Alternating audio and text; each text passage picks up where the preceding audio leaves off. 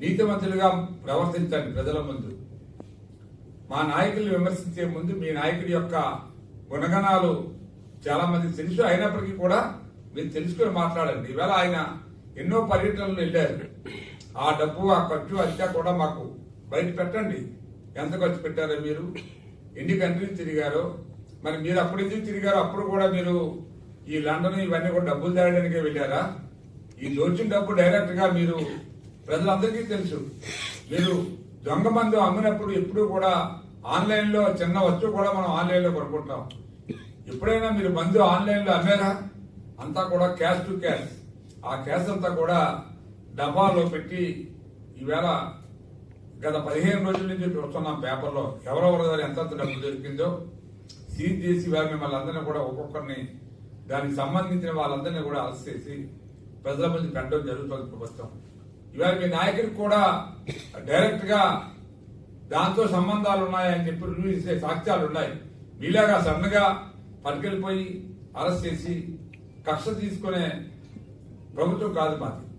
మీకు సంబంధం ఉంటే నిజంగా ఎంక్వైరీ చేసి మీకు ఏం సంబంధాలు ఉన్నాయి, అసలు మీరు ఎంతవరకు దీంట్లో ఇన్వాల్వ్ అయ్యారని తెలుసుకున్న తర్వాతే మేము ఈ అరెస్టుల పర్వం మొదలు పెట్టామని చెప్తే మీలా కసి కోసం ఎవరిని కూడా అరెస్ట్ చేయలేదు. అందువల్ల మరొకసారి మీ ద్వారా ప్రజలకు తెలియజేస్తా ఉన్నాము. నువ్వు మాట్లాడే ముందు కొంచెం జాగ్రత్తగా మాట్లాడే అమర్నాథ్. నీకు జీవితంలో చాలా అవకాశాలు రావాల్సిన అవసరం ఉంది, రాజకీయంగా ఎదగవలసిన అవసరం ఉంది. కాబట్టి కొంచెం ఒళ్ళు దగ్గర పెట్టుకుని మాట్లాడి ప్రెస్ మీట్ పెడితే బెటర్. కానీ లేకపోతే నీకు కూడా మరి అదే గతి పడుతుందని చెప్పి హెచ్చరిస్తూ, నీకు ఏదైనా ఉంటే రా, విమర్శించుకుందాం, మాట్లాడుకుందాం. దమ్ముంటే నువ్వెంత చేసావు 5 సంవత్సరాల్లో, మేము ఎంత చేశాం. 10 లక్షల కోట్లు అప్పులు చేసి పప్పు బెల్లాల పంచాయతీ సిగ్గులు అద్దం లేకుండా మీరు ఒక్క ఫ్యాక్టరీనే పెట్టారా? కనీసం అందులో ఈ విశాఖపట్నానికి ఆ రోజు ఒక 2 లక్షలు ఖర్చు పెడితే ఇలా బ్రహ్మాండమైన ఉద్యోగాలు వచ్చేవి ఎంతో మంది పిల్లలకి. ఒక్క జాబ్ చార్ట్ అయినా మీరు రిలీజ్ చేశారా? ప్రతి సంవత్సరం జనవరిలో ఈ జాబ్ చార్ట్ రిలీజ్ చేస్తామని చెప్పి ఎంతో మందికి ఉద్యోగాలు ఇస్తామని చెప్పిన మహానుభావులు ఎవరికి కూడా ఉద్యోగం రాకుండా గంజాయి, మత్తుమందు, ఇతర వ్యాపకాలే ఈ యువకులకు అలవాటు చేశారు తప్పితే మంచి పని కల్పించిన పాపాన పోలేదు మీరు ఎవరు కూడా. ఈ యువత ఎంతో మంది ఉద్యోగాలు లేక ఎప్పుడు నోటిఫికేషన్ వచ్చే ఉద్యోగాలు పరీక్షలు రాసుకుందామని 5 సంవత్సరాలు ఎదురు చూశారు. ఎవరికైనా ఒక్క నోటిఫికేషన్ అయినా ఇచ్చావా జగన్? మీ నాయకుడు ఇటువంటి పనులు చేసినప్పుడు మీకు నోరు నిలబెట్టుకుని కూర్చోవడం తప్పితే ఎవడైనా అడిగే దమ్ముందా మీకు? అమర్నాథ్, ఇవన్నీ జాగ్రత్తగా జ్ఞాపకం ఉంచుకో. మీ విశాఖపట్నాన్ని ఇంకొక సంవత్సరం దాకా ఆగు, మీకు వచ్చే నెలలో మెట్రో మొదలు పెడతాం. ఈ విశాఖపట్నాన్ని మరో ఎత్తులో మేము చూపించగలమని చెప్పి తెలియజేస్తూ మరొకసారి మరి మీ ద్వారా హెచ్చరిస్తున్నా, నువ్వు మాట్లాడే ముందు నోరు దగ్గర పెట్టుకుని ఒళ్ళు దగ్గర పెట్టుకుని మాట్లాడి ఈ ప్రజలకి సమాధానం చెప్పాల్సిన అవసరం మళ్ళీ వస్తుంది. కాబట్టి మీరు మళ్ళీ రేపు ప్రజల ముందుకు వచ్చేటప్పుడు మీరు కొంతైనా మంచి ప్రతిపక్ష పాత్ర పోషిస్తేనే ఎవడైనా గౌరవిస్తారు తప్పితే నోరు ఉంది కదా అని చెప్పి మాకు టీవీ పేపర్ ఉందని ఇష్టం వచ్చినట్టు మాట్లాడితే మటుకు మంచిది కాదని చెప్పి మీ ద్వారా హెచ్చరిస్తున్నాం. Thank you. మనకి శుభదినమే, ప్రతి గడియ కూడా శుభ గడియలుగానే మనం అందరం కూడా ముందుకు నడిపిస్తున్నామని తెలియజేస్తున్నాను. ఎన్నో కార్యక్రమాలు ఈ గత సంవత్సరం నాటిలో ఎన్ని కష్టాలు మన రాష్ట్రానికి ఉన్నా సరే అందరి తాలూకా కలయికతో, అందులో అతి ముఖ్యమైనటువంటి కలయిక ఈరోజు దేశం గర్వించేటటువంటి నాయకులు, the most popular leader in the entire world, the prime minister of India, భారత సింహం అయినటువంటి నరేంద్ర మోదీ గారు, అలాగే మన రాష్ట్ర ముఖ్యమంత్రి వర్యులు చంద్రబాబు నాయుడు గారు, మరొక పక్కన ఉప ముఖ్యమంత్రి పవన్ కళ్యాణ్ గారు, వీళ్ళు ముగ్గురు తాలూకా కలయికలో రాష్ట్రం ఎన్ని కష్టాలు ఎదుర్కొన్నా సరే ప్రజలకి మేమున్నాం, మీ కష్టాలని తొలగించడానికి మేమందరం కూడా కృషి చేస్తున్నామని గత సంవత్సరం కాలంలో ఎన్నో అద్భుతాలు ఈరోజు రాష్ట్రంలో సృష్టించారు. అందులో ఈరోజు రోడ్స్ తాలూకా విషయం చూసుకుంటే గత 5 సంవత్సరాలు చాలా కోల్పోయాం. భారతదేశం ఏ రకంగా అభివృద్ధి చెందిందో ఇప్పుడే మనం మాట్లాడుకున్నాం. సుమారు 12 కిలోమీటర్లు ఒక రోజు హైవేలు దేశంలో నిర్మించబడుతుంటే 10 సంవత్సరాలు నితిన్ గడ్కరీ గారు ఆ శాఖని ముందుకు నడిపించిన తర్వాత సుమారు 30 కిలోమీటర్లు ప్రతి రోజు కూడా హైవేస్ నిర్మించే స్థాయికి తీసుకొని వెళ్ళారు. 53,000 కోట్లు 2014లో రోడ్ ట్రాన్స్పోర్ట్ తాలూకా బడ్జెట్ ఉంటే దాన్ని 6 రెట్లు పెంచి సుమారు 3 లక్షల కోట్ల రూపాయల బడ్జెట్ వరకు తీసుకొని వెళ్ళినటువంటి నాయకుడు మన నితిన్ గడ్కరీ గారు. దాని తాలూకా ఫలితం దేశంలో ఉన్నటువంటి ప్రతి రాష్ట్రం కూడా పొందింది.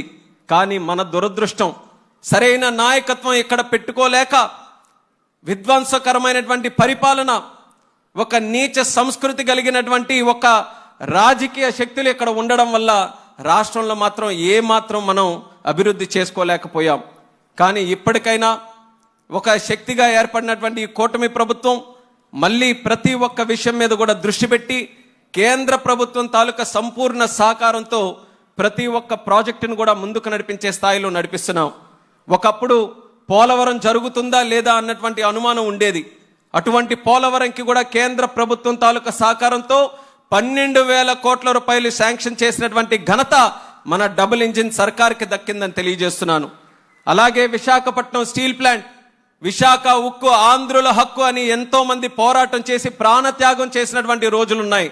అటువంటిది ఆ విశాఖపట్నం స్టీల్ ప్లాంట్ తాలూకా భవిష్యత్తు అగమ్య గోచరంగా మారితే దానికి సుమారు 11,000 కోట్ల రూపాయలు మళ్ళీ తీసుకొని వచ్చి విశాఖ ఉక్కుని మరింత బలంగా ముందుకు నడిపించే స్థాయికి ఈరోజు 29 జాతీయ రహదారి ప్రాజెక్టులకి శంకుస్థాపన మరి జాతికి అంకితం చేయడానికి ఈ సందర్భంలో విచ్చేసిన గౌరవ కేంద్ర రోడ్లు రవాణా మరియు రహదారుల మంత్రివర్యులు శ్రీ నితిన్ గడ్కరీ గారికి, గౌరవ ఆంధ్రప్రదేశ్ రాష్ట్ర ముఖ్యమంత్రి వర్యులు శ్రీ నారా చంద్రబాబు నాయుడు గారికి, గౌరవ కేంద్ర పౌర విమానయాన శాఖ మంత్రివర్యులు శ్రీ కింజరపు రామ్మోహన్ నాయుడు గారికి, సైలెంట్గా ఉంటే అనిపిస్తుంది, గౌరవ కేంద్ర గ్రామీణాభివృద్ధి మరియు సమాచార శాఖ సహాయ మంత్రివర్యులు శ్రీ పెమ్మసాని చంద్రశేఖర్ గారికి, గౌరవ కేంద్ర భారీ పరిశ్రమల మరియు ఉక్కు శాఖ సహాయ మంత్రివర్యులు శ్రీ భూపతిరాజు శ్రీనివాసవరం గారికి, గౌరవ ఆంధ్రప్రదేశ్ రాష్ట్ర రహదారుల భవనాలు మరియు మౌలిక వసతుల పెట్టుబడుల శాఖ మంత్రివర్యులు శ్రీ బీసీ జనార్దన్ రెడ్డి గారికి, ఆరోగ్య వైద్య శాఖ మంత్రి వైద్య శాఖ మంత్రి శ్రీ సత్యకుమార్ యాదవ్ గారికి, మనం గౌరవ పార్లమెంట్ సభ్యులు శ్రీ దగ్గుపాటి పురంధేశ్వరి గారికి, అలాగే మిగతా గౌరవ పార్లమెంటేరియన్స్ అందరికీ, ఇక్కడికి విచ్చేసిన తెలుగుదేశం, జనసేన, భారతీయ జనతా పార్టీ నాయకులకి, ప్రజలకి, ప్రతి ఒక్కరికి నా హృదయపూర్వక నమస్కారాలు. ఈరోజు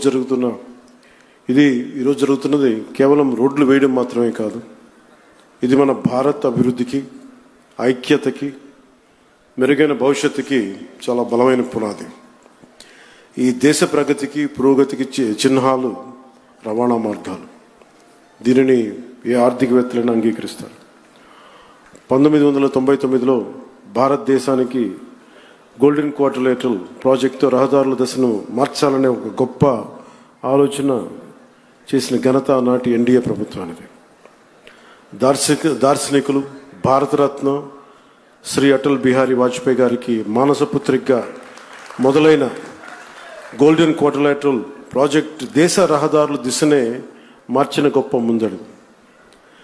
భారతదేశం आदरणीय श्री के पवन कल्याण जी, हमारे PWD minister BC Janardhan Reddy ji, Satya Kumar Yadav ji, doctor Purandeswari ji, सभी सांसदगण, उपसभापति श्रीमती एम जकिया खातम, यहाँ उपस्थित हमारे पूर्व अध्यक्ष सोमवीरा राजू और इसके साथ सभी सम्माननीय सांसदगण, सभी विधायकगण और उपस्थित भाई और बहनों, सबसे पहले ఈ సభకు వచ్చిన అందరికీ నమస్కారము.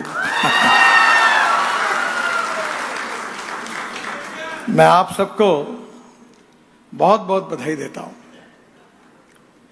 किसी भी देश में और किसी भी राज्य में विकास के लिए 4 बातें बहुत जरूरी होती है.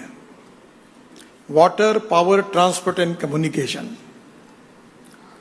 बहुत पहले मैं जब 95-2000 में महाराष्ट्र में मंत्री था तो जॉन एफ कैनेडी जी की एक बात मैंने अपने ऑफिस में लिख कर रखी थी। जॉन एफ कैनेडी जी ने कहा था कि American roads are not good because America is rich, but America is rich because American roads are good. Road से प्रॉस्पेरिटी आती है और स्वाभाविक रूप से मुझे बहुत खुशी है कि आदरणीय चंद्रबाबू नायडू जी के नेतृत्व में, उप मुख्यमंत्री आदरणीय पवन कल्याण जी के नेतृत्व में आंध्र प्रदेश प्रगति और विकास की ओर बहुत आगे जा रहा है। आगे जाने के लिए दो इंपॉर्टेंट चीजें बहुत आवश्यक है। The futuristic vision for development and futuristic vision, उसको डेवलपमेंट के साथ उसका इम्प्लीमेंटेशन कैसा करना, ये इंपॉर्टेंट है। मुझे बहुत खुशी है कि चंद्रबाबू जी ने अपने పివిఎన్ మాధవ్ గారు, వేదిక పైనున్న గౌరవ పార్లమెంట్ సభ్యులు, గౌరవ శాసనసభ్యులు, గౌరవ శాసన మండలి సభ్యులు, ఈ కార్యక్రమానికి పెద్ద ఎత్తున వచ్చినటువంటి ఎన్డీఏ మిత్రపక్షాల నాయకులకి, కార్యకర్తలకి అందరికీ పేరు పేరున మనస్ఫూర్తిగా నా నమస్కారాలు, అభినందనలు, శుభాభినందనలు. Just now, Minister has announced so many projects. If you see here,